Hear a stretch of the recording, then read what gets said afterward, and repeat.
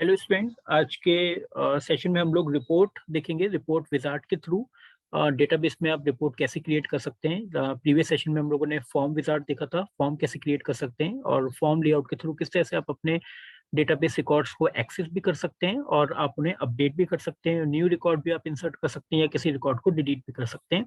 तो ये काम हम लोगों ने प्रैक्टिकली देखा था प्रीवियस सेशन में। आज हम लोग देखते हैं कि रिपोर्ट कैसे क्रिएट की जा सकती है। डेटाबेस के जो टेबल, जो स्टोर्ड जो डेटा है, आपके जो रिकॉर्ड्स हैं, उनके बेस पे आप रिपोर्ट कैसे क्रिएट कर सकते हैं।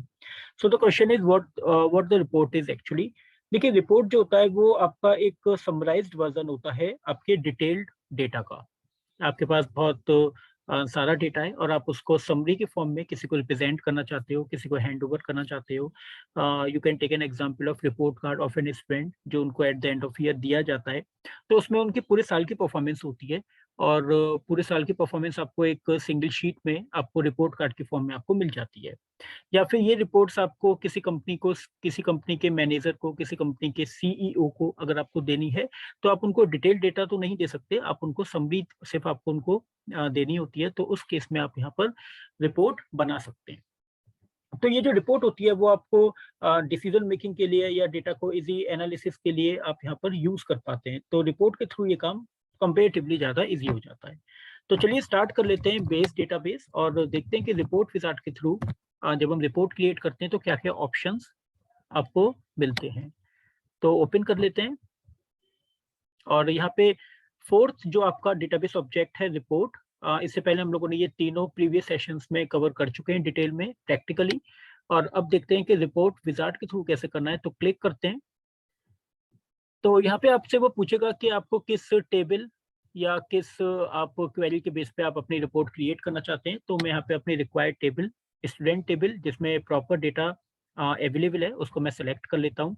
ये सेलेक्ट करते ही आपके पास सारी फील्ड्स उसके अवेलेबल हो जाएंगे। तो यहाँ पे मैं सारी फील्ड सेलेक्ट कर चल रहा हूँ। नेक्स्ट करते हैं। यहाँ पे अगर आप चाहें तो अपने फील्ड्स की लेबल चेंज कर सकते हैं। जैसे मैंने यहाँ पर एडमिशन नंबर को चेंज कर मैंने पूरा लिख दिया एडमिशन नंबर और नेम को मैंने यहाँ पर लिख दिया स्टूडेंट नेम। ठीक है, ये मैंने दो मैंने चेंज कर दिए, बाकी मैंने इसका एम कैपिटल कर दिया। थोड़ी थोड़ी मैंने चेंजेस यहाँ पर कर दिए जो कि आपको वहां पर दिख जाएंगे। ठीक है, ये काम करने के बाद ये ऑप्शनल है, अगर आप चाहें तो चेंज करें वरना नहीं करें तो चल जाएगा। उसके बाद नेक्स्ट पे आते हैं। तो इसमें आपको मिलता है ग्रुपिंग। ग्रुपिंग हम लोगों ने पढ़ा था क्वेरीज के थ्रू कि हम लोग यहाँ पर डेटा पर ग्रुपिंग कैसे करते हैं, किस फील्ड के बेस पे हम ग्रुपिंग बना सकते हैं, क्या पॉसिबिलिटीज हैं। ये हम लोगों ने सेशन 5 में कवर किया था जब हम लोगों ने क्वेरीज पढ़ी थी। तो यहाँ पे मैं ग्रुपिंग आप यहाँ पे कर सकते हो, सिटी के बेस पे आप ग्रुपिंग कर सकते हो या किसी भी डेटा के ऊपर आप ग्रुपिंग कर सकते हो। तो सिटी के बेस पर ग्रुपिंग कर लेते हैं। ठीक है, सेलेक्ट कर लेते हैं। ठीक है, नेक्स्ट करते हैं। और यहाँ पे देखिए सिटी तो अब आपके पास अवेलेबल नहीं होगा असेंडिंग और डिसेंडिंग ऑर्डर के लिए, क्योंकि आप वहाँ पर सॉर्टिंग जो होगी वो आपकी असेंडिंग या डिसेंडिंग ऑर्डर आप डिसाइड कर सकते हो। बट अब आप फर्दर जो सॉर्टिंग करोगे वो आप किसी और फील्ड के बेस पर कर सकते हो, क्योंकि ये तो आपने पहले से ग्रुपिंग के लिए यूज कर चुके हो। तो फर्दर अगर आप सॉर्टिंग करना चाहते हो तो मैं यहाँ पे मार्क्स के बेस पर सॉर्टिंग कर देता हूँ। आगे चलते हैं। सॉर्टिंग का ऑप्शन आपको यहाँ पे मिल जाता है। अब यहाँ पर लेआउट है आपके पास अलग अलग, और यहाँ पर जैसे एक ब्लू एंड जेड लेआउट है, मैं आपको दिखाता हूँ। बैक साइड में आपको ये किस तरह से आपको विजिबल हो रहा है। इस तरह से ये आपको ब्लू और रेड लाइंस में आपको इस तरह से कुछ ये विजिबल होगा। एक ये भी लेआउट है, एक ये लेआउट है, अलग अलग लेआउट्स हैं यहाँ पे आपको अवेलेबल हो रहे हैं। तो इसमें से कोई भी एक पर्टिकुलर लेआउट आप यहाँ पे अपनी रिपोर्ट के लिए सिलेक्ट कर लीजिए। अगर आप यहाँ पे अगर आप अपनी रिपोर्ट को प्रिंट करना चाहते हैं तो आप यहाँ पे कलरफुल लेआउट को सिलेक्ट कर सकते हैं। बाकी यहाँ पर राइट हैंड साइड में अगर देखेंगे तो आपको हेडर फुटर को प्लेस करने के लिए अलग अलग फॉर्मेटेड ऑप्शंस आपको अवेलेबल हो रहे हैं। जैसे एक बबल ऑप्शन है जिसमें बैकग्राउंड में भी मुझे कुछ बबल्स की फॉर्म में कुछ एक थीम अप्लाइड मिल रही है। आगे चलते हैं। सिनेमा, यहाँ पर देखिए, यहाँ पर कुछ आपको अगर आपकी रिपोर्ट रिलेटेड टू एंटरटेनमेंट है, सिनेमा से रिलेटेड है, तो यहाँ पर एक आइकन आपको यहाँ पर दिख रहा है। एक लोगो आपको यहाँ पर इंसर्टेड दिख रहा है हेडर साइड में। और इसी तरह से आपके पास यहाँ पे मल्टीपल ऑप्शंस हैं। इसमें से कोई भी जो भी रिक्वायर्ड ऑप्शन है, जो भी, जैसे आप यहाँ पे अपनी कंपनी का लोगो लगाना चाहते हैं, कंपनी का नाम लिखना चाहते हैं, तो इसमें से कोई भी आप जो ऑप्शन है वो आप यहाँ पे सेलेक्ट कर लीजिए और फिर आगे बढ़ते हैं। ठीक है, तो एक बार ये अप्लाई कर लेते हैं।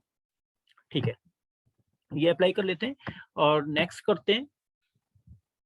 ठीक है, देखिए इससे पहले एक और ऑप्शन है यहाँ पर, देखिए लैंडस्केप और पोर्ट्रेट। यहाँ पर अगर आप, ये डिपेंड करता है आपके डेटा के ऊपर, आप इसे लैंडस्केप में रखना चाहते हैं। अगर आपके डेटा को ज़्यादा विड्थ चाहिए तो लैंडस्केप में रखते हैं। ज़्यादा अगर आपको डेटा अगर आपके विड्थ वाइज कम है, हाइट वाइज ज़्यादा है, तो आप यहाँ पे पोर्ट्रेट फॉर्म में भी आप डेटा को रिप्रेजेंट कर सकते हैं। तो it's depend on your data.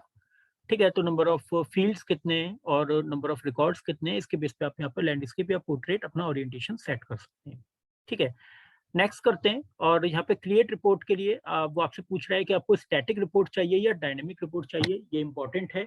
उससे पहले आप यहाँ पर अपनी रिपोर्ट का नाम दे दीजिए। तो मैंने यहाँ पर दे दिया स्टूडेंट रिपोर्ट। और स्टैटिक और डायनेमिक रिपोर्ट एक बार समझते हैं कि क्या होता है। देखिए अभी फॉर एग्जांपल आपके डेटाबेस में, आपके टेबल में 50 रिकॉर्ड्स हैं, 50 और आपने यहाँ पर स्टैटिक रिपोर्ट सेलेक्ट की। तो आपकी जो रिपोर्ट बनेगी वो 50 रिकॉर्ड्स के बेस पर क्रिएट हो जाएगी, कोई प्रॉब्लम नहीं है। अब आपने यहाँ पर स्टैटिक रिपोर्ट के केस में आपने सेलेक्ट किया हुआ है और आपने रिपोर्ट क्रिएट कर दी स्टैटिक टाइप की। अब आपने बाद में अपने रिपोर्ट में, सॉरी अपनी टेबल में 5 और रिकॉर्ड्स ऐड किए, या आपने 5 रिकॉर्ड्स या 6 या 10 रिकॉर्ड्स आपने डिलीट कर दिए, यानी नंबर ऑफ रिकॉर्ड्स आपकी चेंज हो गए। तो उसका जो अपडेशन होगा वो आपके रिपोर्ट में नहीं होगा, अगर आपने स्टैटिक रिपोर्ट बनाई है तो। अगर आप ये चाहते हैं कि जैसे जैसे नंबर ऑफ रिकॉर्ड्स आपके चेंज हो या डेटा चेंज हो, वो सारा आपका रिपोर्ट में भी अपडेट होता रहे, तो उसके लिए आप यहाँ पर डायनेमिक रिपोर्ट क्रिएट करेंगे। ठीक है, तो डायनेमिक के केस में आप रिपोर्ट कभी भी बनाकर रख सकते हो, बाद में भी अगर आपका डेटा चेंज होगा तो वो चेंजेस सारे आपको रिपोर्ट में भी विजिबल हो जाते हैं। तो मैं आपको डायनेमिक करके दिखाता हूँ, जिसमें मैं जब चेंज करूंगा टेबल के अंदर तो वो चेंजेस आपको आपकी रिपोर्ट में भी अपडेटेड दिखेंगे। डायनेमिक के केस में अब वो आपसे फर्दर 2 और चीजें पूछ रहा है। मॉडिफाई करना चाहते हैं अपने लेआउट को, जो भी अभी तक आपने ऑप्शंस सेलेक्ट किए थे उसमें से अगर आपको किसी में चेंजेस करने तो कर सकते हैं, या फिर आप अपनी रिपोर्ट को आप क्रिएट कर सकते हैं। तो अभी मैं फिनिश कर देता हूँ और इस तरह से देखिए आपको एक रिपोर्ट प्रॉपर लेआउट में आपको ये क्रिएट कर दे देगा। और इसका प्रिंट आउट निकाल कर आप इसको अपने, जिनको भी आपको इसको हैंड ओवर करना है वो आप यहाँ पे कर सकते हैं। तो ये एक प्रॉपर फॉर्मेट में आपको ये डेटा विजिबल हो रहा है और ये आप इस तरह से हैंड ओवर कर सकते हैं। ठीक है, अब यहाँ पे एक काम करते हैं। यहाँ पर एक अगर हम बात करें तो हम लोगों ने मार्क्स के बेस पर सॉर्टिंग की थी। तो मार्क्स जो है वो आपके पास सबसे जो कम मार्क्स हैं वो आपको 75 दिख रहे हैं, और ये जो 75 मार्क्स हैं वो आपको दिख रहे हैं हर्षिता के, जिसका एडमिशन नंबर है 111। तो एडमिशन नंबर 111 हर्षिता 75 मार्क्स, यहाँ पर ये सबसे कम मार्क्स हैं आपके टेबल के। अब अगर आप यहाँ पे कोई भी अपडेशन करते हैं, आप इसके मार्क्स चेंज करते हैं या आप कोई नया रिकॉर्ड अगर एंटर करते हैं, तो वो सारी चेंजेस आपको आपकी डायनेमिक रिपोर्ट में भी अपडेटेड आपको दिख जाएंगे। तो एक बार चेंजेस कर देखते हैं। पहले इस रिपोर्ट को क्लोज करते हैं, टेबल में जाते हैं, स्टूडेंट टेबल में, और देखिए ये 111 जो है ये आपका हर्षिता का रिकॉर्ड है। यहाँ पर मार्क्स आपके मिनिमम 75 हैं। तो यहाँ पे मैंने इसके मार्क्स कर दिए 70। एक तो मैंने चेंजेस ये किए, एक तो मैंने ये चेंज किया है इसमें, एक मैं यहाँ पर नया रिकॉर्ड और ऐड कर देता हूँ, जो कि जैसे इसमें 107 मिसिंग है तो मैंने 107 एक और ऐड कर दिया। ये मैंने रिकॉर्ड एंटर कर दिया है तनु के नाम से, और इसके मैंने मार्क्स रखे हैं इससे भी कम 67। ठीक है, और इसको टिक कर देते हैं, बाकी इसको छोड़ देते हैं, हाथ उसको हाथों से रहने देते हैं और इसे सेव कर देते हैं और इसे क्लोज कर देते हैं। ठीक है, तो मैंने 2 चेंजेस किए हैं, एक हर्षिता के रिकॉर्ड में, उसके मैंने मार्क्स चेंज किए हैं, 75 से 70 कर दिए हैं, और एक मैंने तनु नाम का एक रिकॉर्ड नया एंटर किया है। तो देखते हैं कि अपनी रिपोर्ट में ये सारे अपडेशंस होंगे या नहीं होंगे।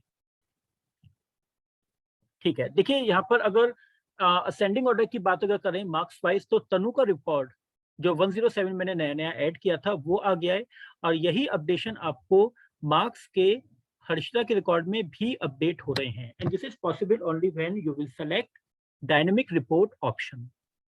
तो अगर आप स्टैटिक रिपोर्ट का अगर आप ऑप्शन सेलेक्ट करते तो ये अपडेशन आपको नहीं दिखते।